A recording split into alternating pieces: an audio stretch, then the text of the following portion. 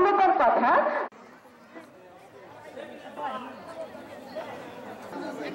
আমরা ভীষণভাবে কৃতজ্ঞতা প্রকাশ করছি আমাদের মাঝে এসে উপস্থিত হয়েছেন।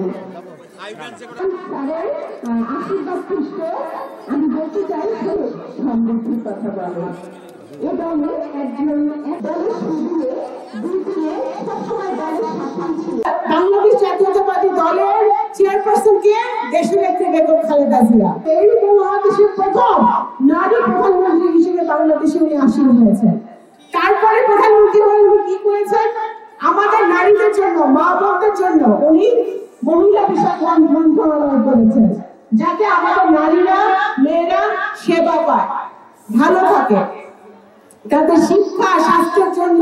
এই যে আমাদের বোনরা আজকে সুন্দর সুন্দর শাড়ি পরে আজকে আসছে, আমাদের বোনদের জন্য প্রাইমারি স্কুল থেকে কলেজ পর্যন্ত উনি শিক্ষা অবতরণ করেছেন। তার মানে বিনা মূল্যে, বিনা খরচে আমাদের মেয়েরা যেন পড়াশোনা করতে পারে, তাদের অবস্থা যাই থাকুক না কেন, তারা যেন প্রত্যেকটা মেয়ে যেন পড়াশোনা করার সুযোগ পায়, সেই সুযোগটা কিন্তু দেশনেত্রী বেগম খালেদা জিয়া করে দিয়েছে। আজকে বিএনপি আমরা দেখেছি, বিএনপি যখনই সরকার থাকে তখনই কিন্তু নারীরা সুরক্ষিত থাকে, নারীরা ভালো থাকে, মেয়েরা ভালো থাকে।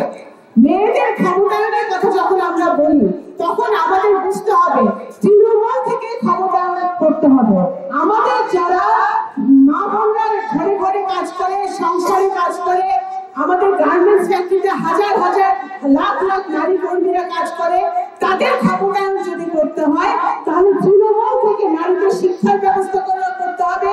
আমাদের যে বোনরা মাদ্রাসায় যায়, মাদ্রাসা শিক্ষা নেয়, তাদেরকে তাদের শিক্ষার ব্যবস্থা করতে হবে। যারা অন্যান্য স্কুল কলেজে ইউনিভার্সিটিতে পড়ে তাদের শিক্ষার ব্যবস্থা করতে হবে। সবার শিক্ষার ব্যবস্থা করতে হবে এবং তাদের স্বাস্থ্য এবং তারা যাতে সুরক্ষিত থাকে, তারা যেন নিরাপত্তাহীনতায় না ভোগে, সেই ব্যবস্থাও কিন্তু আমাদের করতে হবে।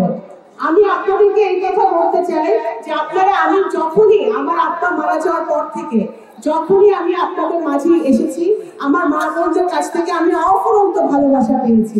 আপনারা আমাকে আপনার নিজের বোনের মতো, নিজের মেয়ের মতো আপনারা আমাকে ভালোবেসেছেন।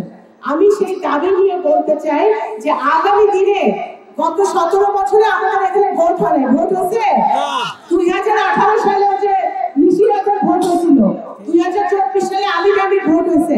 আমাদের মা বোনরা কেউ ভোট দিতে পারে না, কোন ধর্মের মা বোনদের ভোট দিতে পারে না।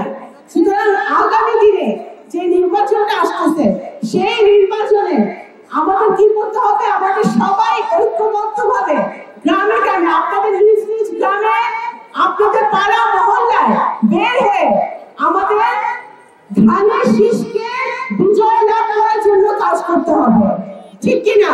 ধানের শীষকে বিজয় লাভ করার জন্য। কারণ আজকে যদি ধানের শীষ এখানে নবকান্তা সরকার বিজয় লাভ করে, সারা বাংলাদেশে বিজয় লাভ করে, তাহলে আমাদের নারী সমাজের উন্নয়ন হবে। এই যে এখানে লেখা আছে নারী জয় সকলের জয়।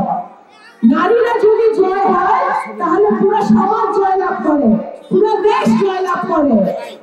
আমাদের ভারপ্রাপ্ত চেয়ারম্যান জনাব তারেক রহমান, উনি নারীদের জন্য অত্যন্ত সুনির্দিষ্ট উনি লক্ষ্য নিয়ে কাজ করছেন এবং আগামী দিনে বিএনপি সরকার গঠন করলে জনগণের ভোট নিয়ে আমরা নারী শিক্ষার জন্য, নারীদের উন্নয়নের জন্য বিএনপি সকল প্রকার পদক্ষেপ নেবে।